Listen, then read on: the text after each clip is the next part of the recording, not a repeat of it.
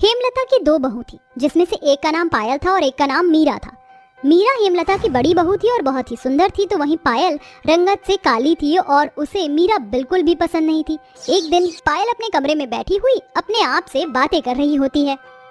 देखो माँ जी हमेशा मीरा की ही तारीफ करती रहती हैं। अरे उन्हें मेरे अंदर कोई खासियत दिखाई नहीं देती है क्या, जो मैं उनके लिए हमेशा से ही बुरी बनकर रही हूँ। तभी रोहित कहता है, नहीं माँ, आप ऐसा क्यों सोचती हो? आपको ऐसा नहीं सोचना चाहिए। माँ जी आपसे और बड़ी माँ से बहुत प्यार करती हैं। खबरदार, अगर तूने मेरे को दोबारा से बड़ी माँ कहा तो मुझसे बुरा कोई नहीं होगा। अब जाकर खेल ले। पायल के ऐसा कहने के बाद अपने बेटे रोहित को वहाँ से खेलने के लिए वो भेज देती है और जिसके बाद वह अपने काम करने लगती है। थोड़ी ही देर में वहाँ पर हेमलता आती है और पायल से कहती है, पायल ये लो, मैं तुम्हारे लिए एक साड़ी लेकर आई हूँ। आज शाम को दुर्गा पूजा है, उसमें तुम ये साड़ी पहनना, तुम्हारे ऊपर अच्छी लगेगी। पायल साड़ी का रंग देखते ही चढ़ जाती है और गुस्से से अपनी सास को कहती है, हाँ हाँ, आपको मेरे लिए ही काली साड़ी ही पसंद आई थी। अरे अच्छी वाली साड़ी तो आपने मीरा को ही दी होगी। मेरा रंग काला है इसलिए आप मेरे लिए ये वाली साड़ी लेकर आई हो। अरे बहू, तुम ये कैसी बातें कर रही हो? पहले हम ऐसा क्यों करेंगे? मुझे ये साड़ी बहुत प्यारी लगी इसलिए मैंने सोचा कि मैं इसे तुम्हें दूं, लेकिन तुम तो कुछ और ही सोच रही हो। मैं तो जो भी सोच रही हूँ बिल्कुल सही सोच रही हूँ। लाइए दीजिए, ये साड़ी अब आप लेकर आई हो तो मुझे तो पहननी ही पड़ेगी। ऐसा कहकर पायल हेमलता से साड़ी ले लेती है, जिसके बाद हेमलता पायल को कुछ नहीं कहती और वो वहाँ से चली जाती है। शाम को दुर्गा पूजा के समय पायल उस काली साड़ी को पहन लेती है और सभी लोग दुर्गा पूजा के लिए खड़े होते हैं। अरे मेरी जेठानी कहीं नजर नहीं आ रही, आखिर कहाँ है? जैसे ही आएंगी कहर ही डालेंगी, क्योंकि उसके जितना सुंदर तो कोई दुनिया में है ही नहीं। उसके आगे तो मैं भी फीकी पड़ जाऊंगी। मेरा बस चले तो मैं उसके ऊपर ऐसा जादू टोना कर दूं कि वह सुंदर ही ना रह पाए। पायल ऐसा सोच ही रही थी कि तभी उसकी जेठानी वहाँ पर पीली साड़ी पहन कर आती है। उसकी साड़ी उसके ऊपर बहुत खूबसूरत लग रही होती है, जिसके चलते सभी औरतें उसे देखती ही रह जाती हैं, जिनमें से कुछ औरतें उससे कहती हैं, मीरा तुम तो बहुत खूबसूरत नजर आ रही हो, तुम्हारी साड़ी तुम्हारे रंग पर बहुत खिल रही है। मैं तो यहाँ पर आते ही हम सभी औरतों को फेल कर दिया, कसम से एकदम कहर उठा रही हो। हाँ अभी ये सारी बातें छोड़ो, दुर्गा पूजा करो। मीरा के कहने पर सभी औरतें दुर्गा पूजा शुरू कर देती हैं। दुर्गा पूजा खत्म होने के बाद मीरा सभी को प्रसाद बांटती है। मीरा का ये स्वभाव सभी को बहुत प्यारा लगता है और सभी उसकी खूब तारीफ करते हैं। ये सब देखकर पायल अंदर ही अंदर जलने लगती है।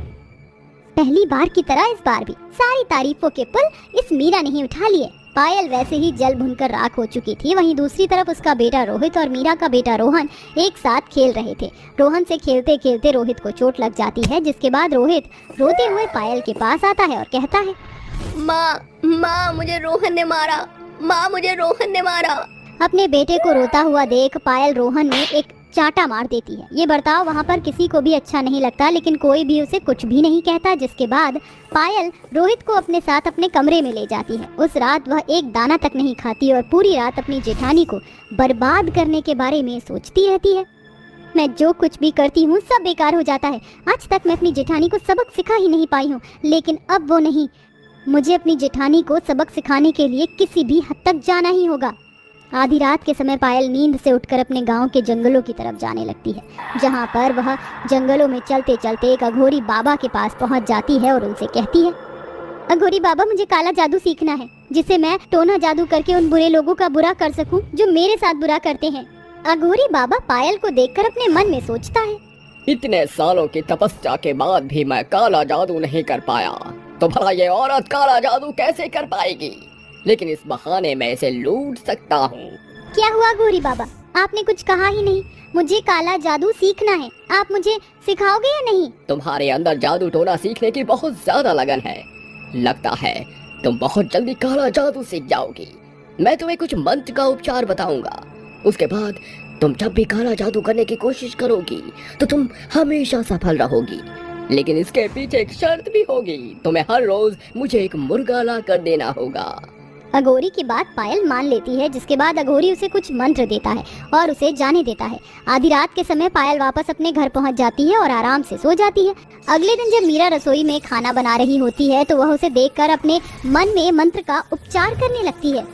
ओम हीम क्लीम चामुंडाय विच्चे नमः, ओम हीम क्लीम चामुंडाय विच्चे नमः, ओम हीम क्लीम चामुंडाय विच्चे नमः। पायल मंत्र तो पढ़ती है, लेकिन उसके मंत्र से मीरा का कोई भी नुकसान नहीं होता। ये सब क्या हो रहा है? मैंने मंत्रों का उच्चारण तो बिल्कुल सही तरीके से किया था, फिर ये जादू चल क्यों नहीं रहा? लगता है मुझे दोबारा कोशिश करनी होगी। पायल ऐसा सोचने के बाद दूसरे मंत्र का उच्चारण करती है। ओम ह्रीं क्लीं चामुंडाय विच्चे नमः। ओम ह्रीं क्लीं चामुंडाय विच्चे नमः। दोबारा मंत्र के उच्चारण से भी कोई फायदा नहीं होता, जिसके बाद वह आधी रात होने का इंतजार करती है। आधी रात होते ही वह फिर से किसी को बिना बताए जंगलों में अघोरी बाबा के पास मुर्गा लेकर पहुंच जाती है। अरे अरे बाबा, ये आपने मुझे कैसे मंत्र दिए हैं? इनसे तो कुछ भी नहीं हो रहा। लगता है तुम्हारी जेठानी के पीछे कुछ दिव्य शक्तियों का साया है, जिसके चलते वो इतने कठोर से कठोर मंत्रों से भी बच गई। अगर ऐसी बात है तो फिर मैं उसके बेटे को नहीं छोड़ूंगी। उसकी वजह से मेरे बेटे को प्यार नहीं मिलता। बाबा, मुझे ऐसा बताओ जिससे मैं अपने गुस्से की आग में अपनी जेठानी के बेटे को जला सकूं। पायल के ऐसा कहने के बाद अघोरी बाबा उसे एक अजीब सा पाउडर देता है और पायल से कहता है, इस पाउडर को अपनी जेठानी के बेटे पर लगा देना और उसके बाद मंत्र का उच्चार करना। ये लड़का फौरन जलकर राख हो जाएगा। अघोरी के ये कहने के बाद पायल उस पाउडर को ले जाकर रोहन की टी शर्ट पर लगा देती है, जो उसे पहनी थी। लेकिन जाने अनजाने में उसका खुद का बेटा रोहित उस टी शर्ट को पहन लेता है और घूमने लगता है। मीरा माँ, मुझे ये टी शर्ट बहुत प्यारी लग रही थी तो मैंने पहन ली। कोई दिक्कत तो नहीं है? नहीं बेटा, दिक्कत क्यों होगी? जैसे मेरे लिए रोहन है वैसे ही तुम भी तो हो। तुम जो चाहो वो पहन सकते हो। जाओ तुम दोनों जाकर खेलो। रोहन और रोहित खेलने लगते हैं। कुछ ही देर में रोहित को बहुत जोर से भूख लगती है और वह रसोई में पहुंच जाता है, जहां गैस पर दूध गर्म हो रहा होता है। जैसे ही वह गैस के पास पहुंचता है, उसकी टी शर्ट गैस की आग खींच लेती है और वह जलने लगता है। बचाओ बचाओ बचाओ, मुझे कोई बचाओ, मैं जल रहा हूँ, कोई मेरी मदद करो। रोहित को जलता हुआ देखकर घर के सभी सदस्य फौरन पानी की बाल्टी भर भर कर उसके ऊपर पानी डालने लगते हैं और किसी तरह उसे जलने से बचा लेते हैं, जिसके बाद घर के सभी सदस्य उसका बहुत अच्छे से ख्याल रखते हैं।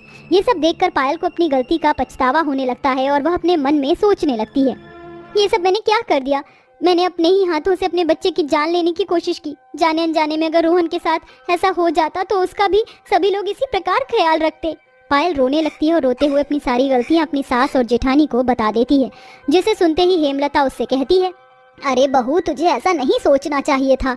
हमारे लिए तुम दोनों ही एक समान हो। गोरा और काला रंग कुछ नहीं होता। ये तो लोगों की सोच का फर्क है। हमारे लिए जितना मूल्य बड़ी बहू का है उतना ही मूल्य तुम्हारा भी है। हमने तुम्हारे दोनों के बीच कभी कोई भेदभाव नहीं किया।